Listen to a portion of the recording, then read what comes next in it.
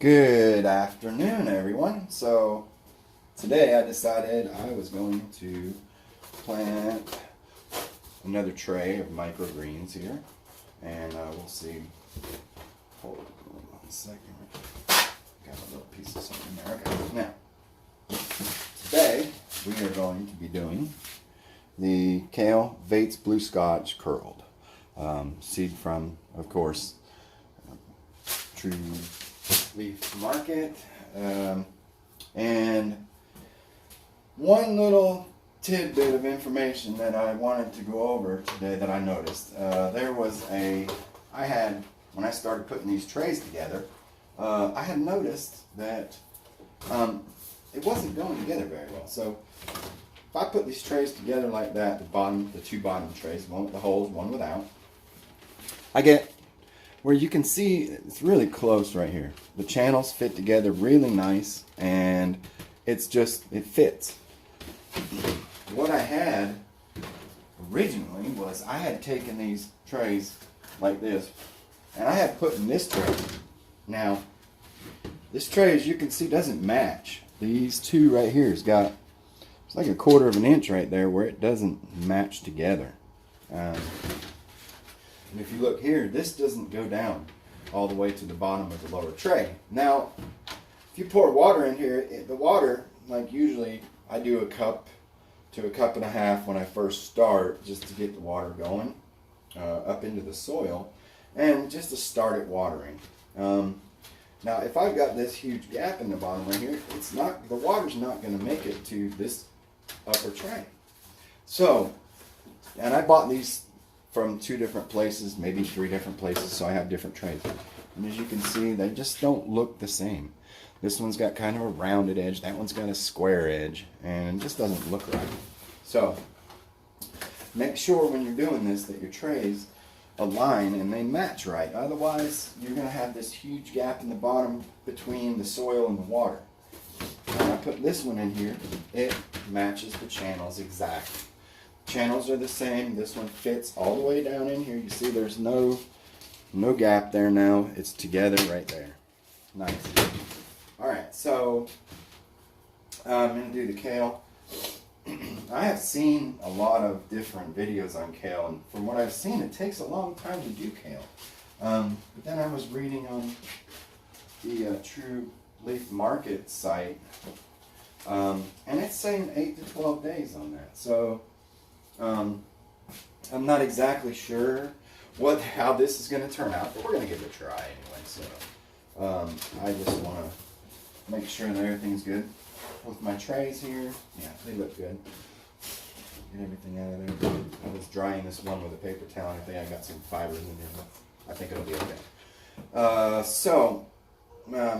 I was putting the soil in here, and I was putting water in the bottom tray to kind of let it absorb first, but I kind of stopped doing that because I noticed when I put the soil in the tray and with the water in the bottom already, the soil kind of wants to float on here, and I just don't like that. So I think I'm going to try it a little different this time, and also the lighting, I'm trying a little different with the lights. This is how I was doing it. It just doesn't seem right. I think the light up here kind of illuminates better that way.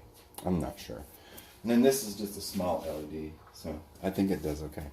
Anyway, let's get on with it. Now, I have seen other people do 1 tablespoon of the kale seed, and I've seen others do 1.5. It just depends. I guess it's personal preference as to which grows better. I don't know. For me, I think I maybe try in between, maybe 1.25 tablespoons. So from 1 to 1.5, maybe I'll try 1.25. So let's try that. Anyway, we are going to get this stuff going here. And I am just going to put the seed in here first. Got my tablespoon. A little seed. So I prefer to use kind of a seed spreader, as you've seen in my previous videos. This is just an old spice jar with, it's got the bigger holes in the little screen in the top. And I like it. It does a really good job. I've seen people try spreading them on with a tablespoon, and they end up bunching the seeds up together. I don't really just see. For me, it works better if I use a shaker. Now, these trays have been cleaned, washed with soap and water, hot water, and sanitized then in bleach water solution. I use 1 tablespoon of bleach to 1 gallon of water, and I let it sit. I spray it on with one of these sprayers. Actually, is a similar one to this one, but it's red. That way I know it's bleach. This one is just water.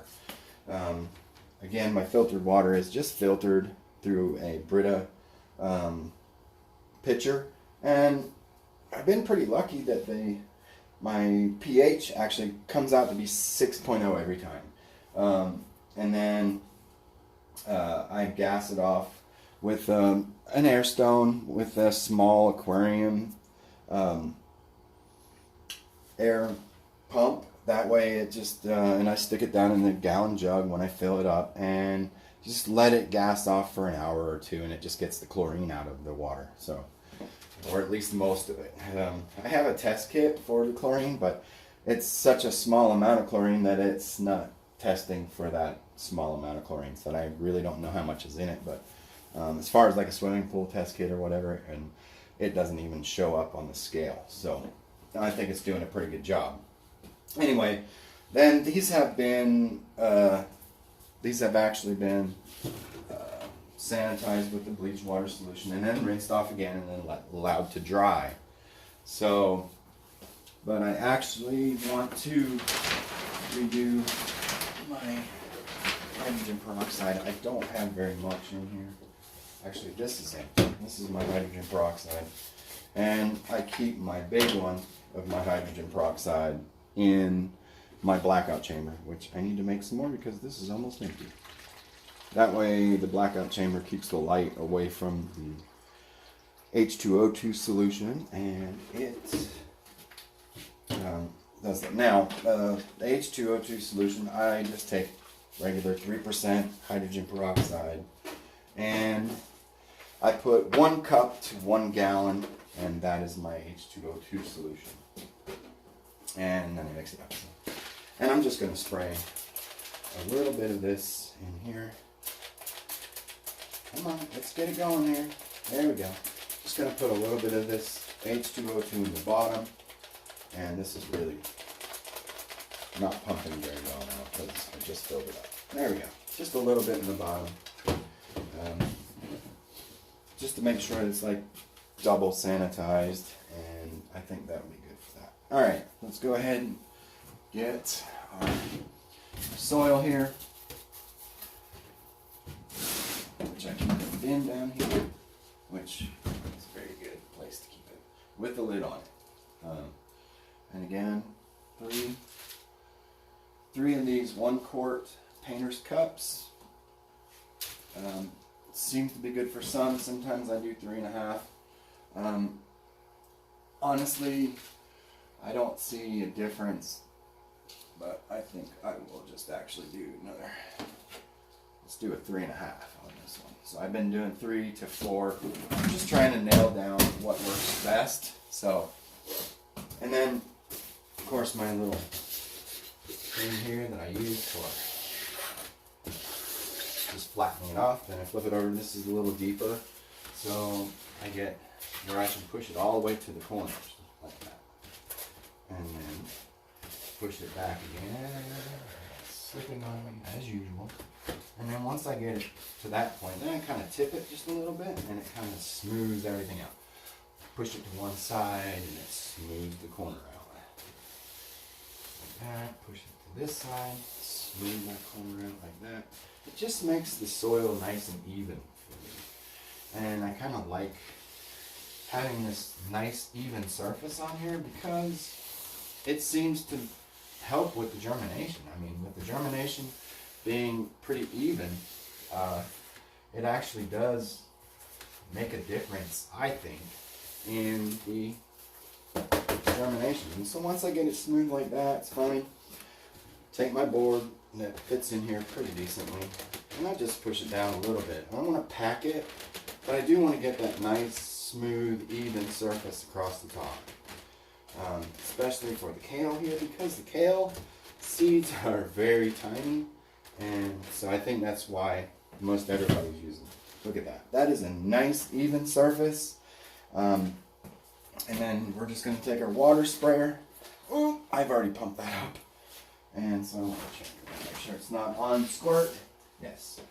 So it's on spray, and it's adjusted pretty good. Now I'm just going to spray that. It's got a little too much pressure, but because I packed that soil down in there, it actually does really nice as far as wetting the soil here, and sprays it out nice. The soil doesn't move. It stays nice and flat, just like I put it.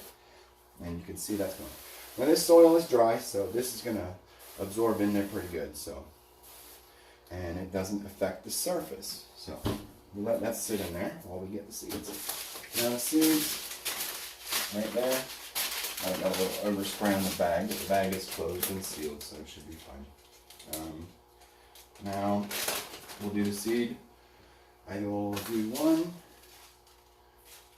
tablespoon, and maybe just a little bit, maybe not quite a half, maybe a third. Okay, I think that's good. Okay. Now shaker. That looks good. Put the shaker screen on. And then we will go ahead and see how that's soaked in pretty good. And then we'll go ahead and spray it again after I get it seeded. But I don't have that problem with it floating by putting the water in the bottom again. So I don't really like that. And so this is a small amount of seed. As you can see, that's usually when I do it, it's at least double that or more. So we're just going to lightly sprinkle this in like that at first until I see how much it's going to cover here. So I haven't done the kale yet, so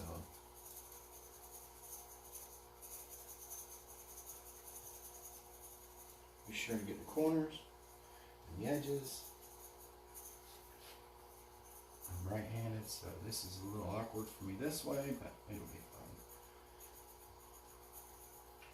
And the seed did pop around a little bit, but it seems like it did all right. So we'll try that, and we'll see how that works as far as the amount of seed that we're going to use. Now that that's seeded in, I'm just going to go ahead and spray this in again. Let's get all that like that. Get it wet, nice and wet, because this, like I said, the soil's dry. It's going to soak up some of this.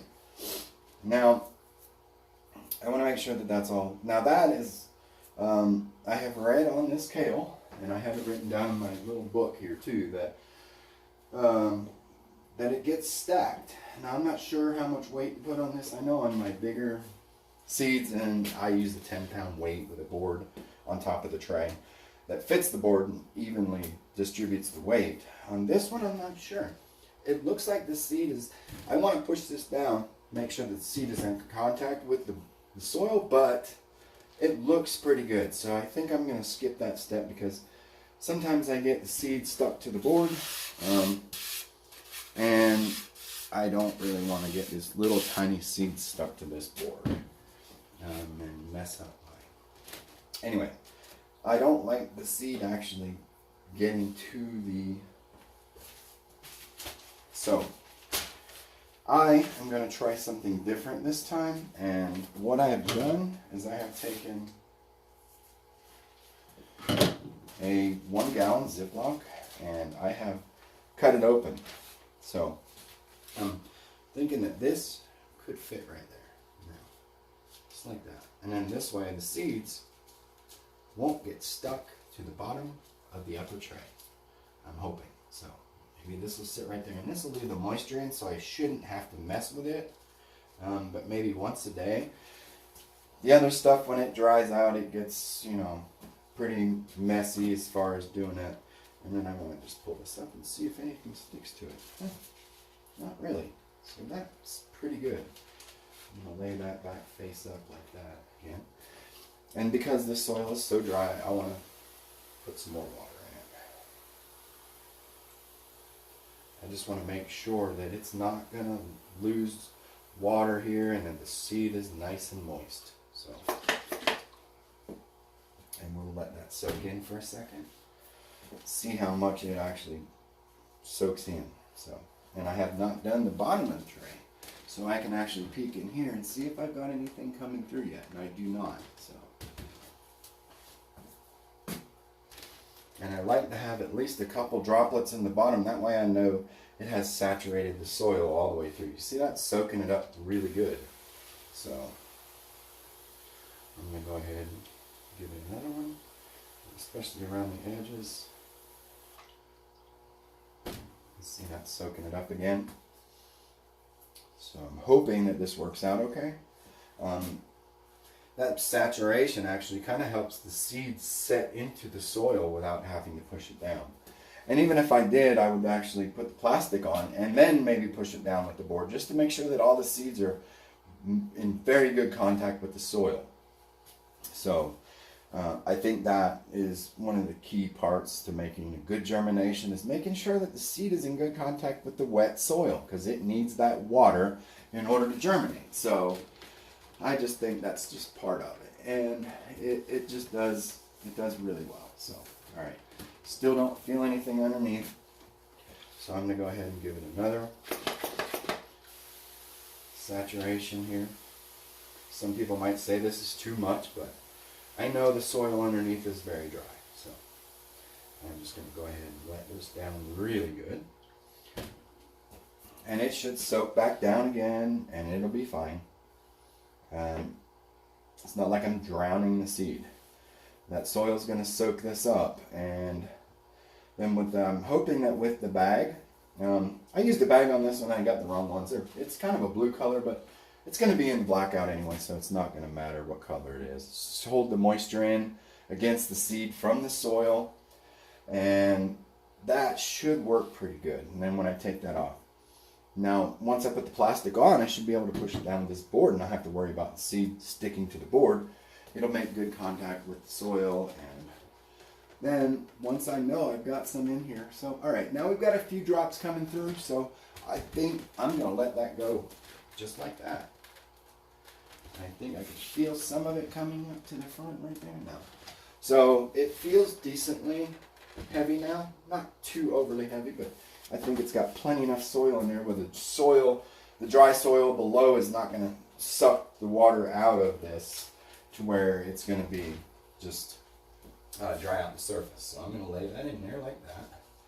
And I think this will be good. I'm just going to push this down just a little, just very slightly, just enough to give it a little pressure, push them the seeds down into the soil, and you see it makes a nice seal right there. Now I'm going to put this on, and into the blackout chamber it's going to go. And I will try to have updates on this later on and see how everything's progressing, but I think it should do all right. And then we'll see what the seed density looks like, and we can adjust it next time. So, all right, that does it for the kale planting, and we'll see how this goes. All right, everybody, thanks for watching.